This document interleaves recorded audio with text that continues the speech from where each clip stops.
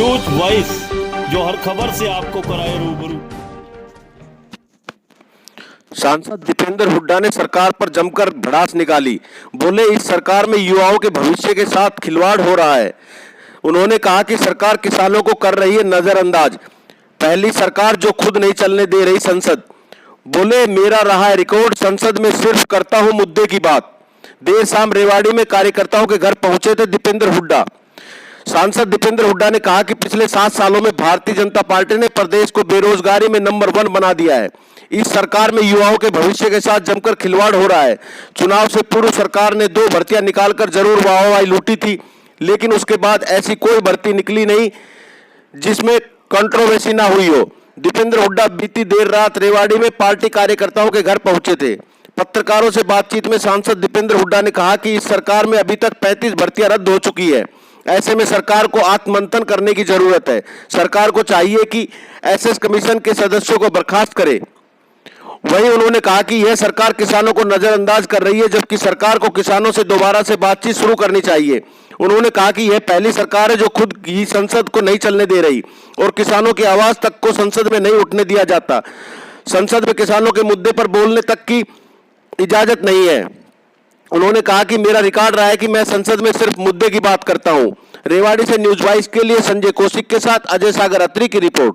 ये 35वीं भर्ती है जिसका एग्ज़ाम लीक होकर कैंसिल हुआ है। ये लगभग 7 साल से भी ज़्यादा इस सरकार को 7 साल की सरकार में हरियाणा बेरोजगारी में नंबर 1 पहुँच गया और 2 ही भर्तियाँ हुई, वो उस इलेक्शन से पहले इन्होंने जो निकाली थी और जिसकी इन्होंने वाही इलेक्शन में लूटने का काम किया, ग्रुप डी की। उसके अलावा कोई भर्ती ऐसी नहीं रही जिसमें कंट्रोवर्सी सरकार में ना आई हो और हर बार पेपर लीक। तो इसमें पहले तो सरकार आत्ममंथन करे, दूसरे जो एसएस कमीशन के जो लोग इससे संबंधित हैं उनको बर्खास्त किया जाए, क्योंकि युवाओं के भविष्य के साथ खिलवाड़ हो रहा है लगातार।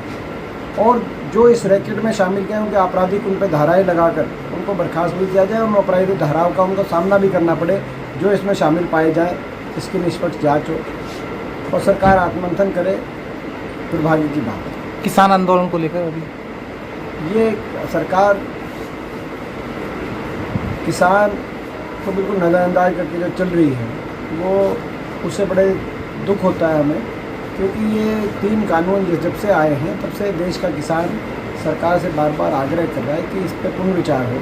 सरकार को इतना कठोर नहीं होना चाहिए किसी सरकार को। सरकार किसानों से बातचीत दोबारा शुरू करे और किसानों के अनुरूप इसमें कोई ना कोई समाधान निकाले। संसद नहीं चल पा रही है, इसके बारे में आप क्या कहेंगे? ये पहली ऐसी सरकार है जो स्वयं संसद को नहीं चलने देगी। आपने देखा होगा पिछला पूरा हफ्ता, 1 हफ्ते से जब भी मैं किसान का नाम लेता था मेरा माइक संसद में स्विच ऑफ हो जाता है।